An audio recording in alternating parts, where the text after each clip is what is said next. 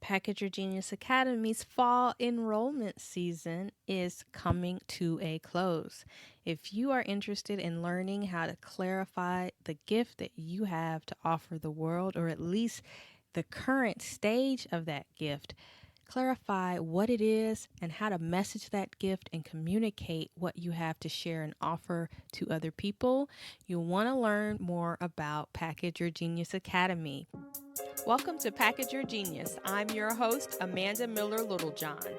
I'm a former print journalist turned PR and personal branding pro, and I am here to help high achievers like you bring your genius ideas to life.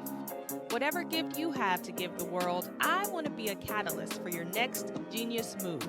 If you're ready to stop overthinking it and start putting yourself out there, you're in the right place. Let's go.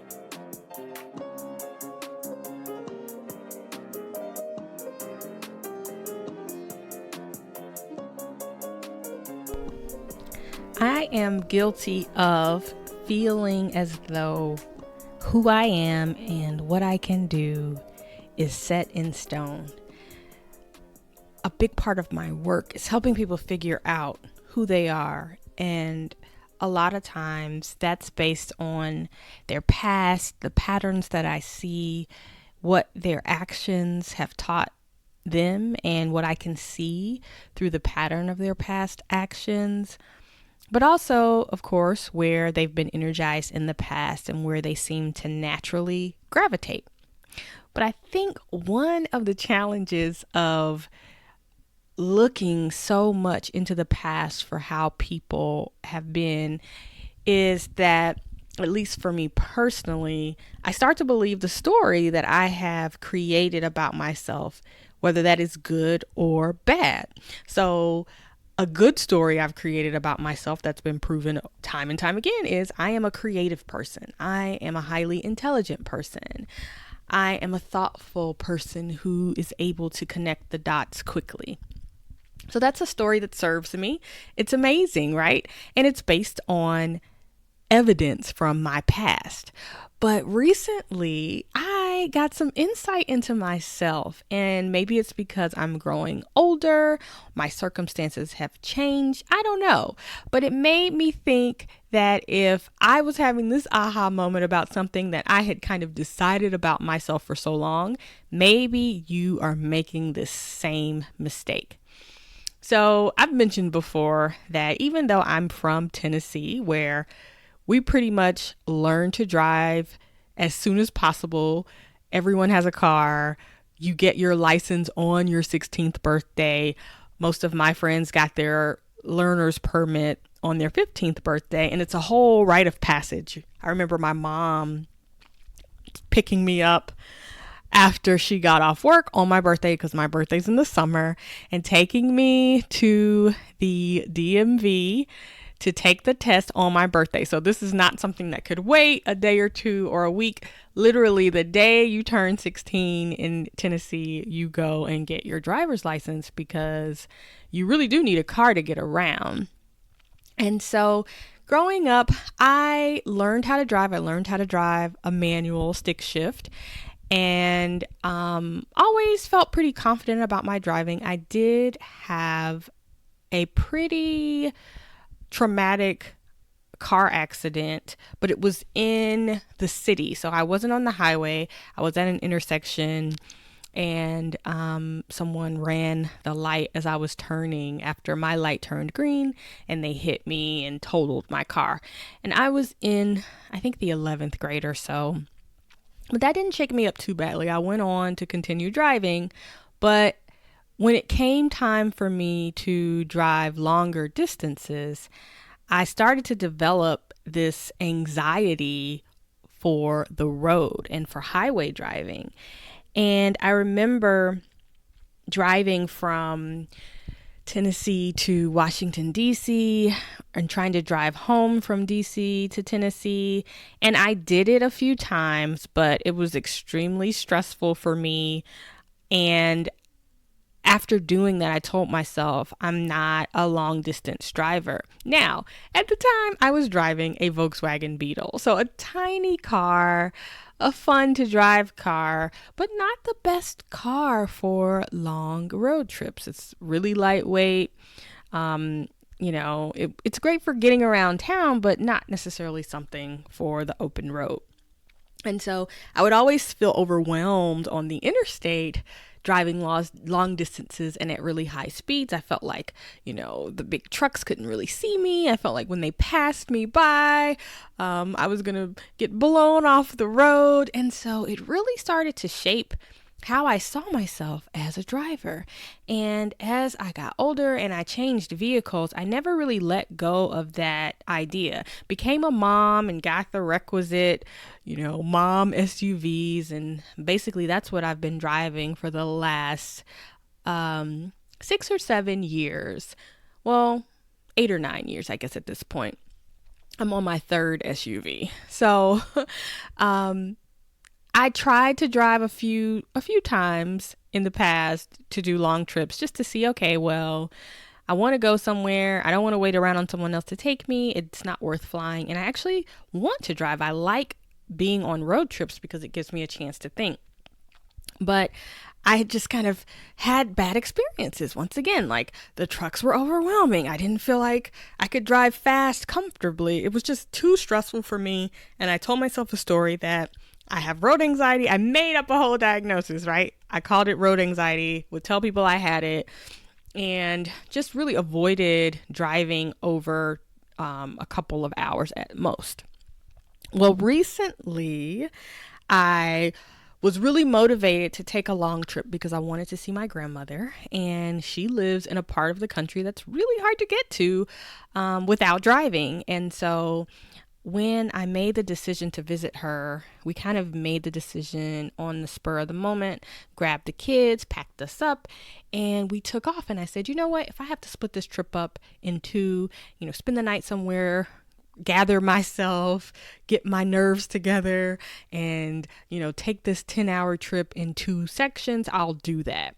But what ended up happening was I was able to complete the trip just fine, actually made really good time, and I felt myself really comfortable behind the wheel. It was kind of strange. I'm not really sure what it was. So had to drive back, and that again was fine. And then I had a couple of events in the last couple of weeks that I drove to, and I specifically wanted to drive because I like the process of being able to listen to my podcasts and think along the way. And driving is one of those things where your brain and body is engaged just enough so that you're awake and you're focusing, but your mind can really work through other things. So kind of like when you're taking a shower or taking a walk, to me, I feel like I have really good ideas when I'm driving.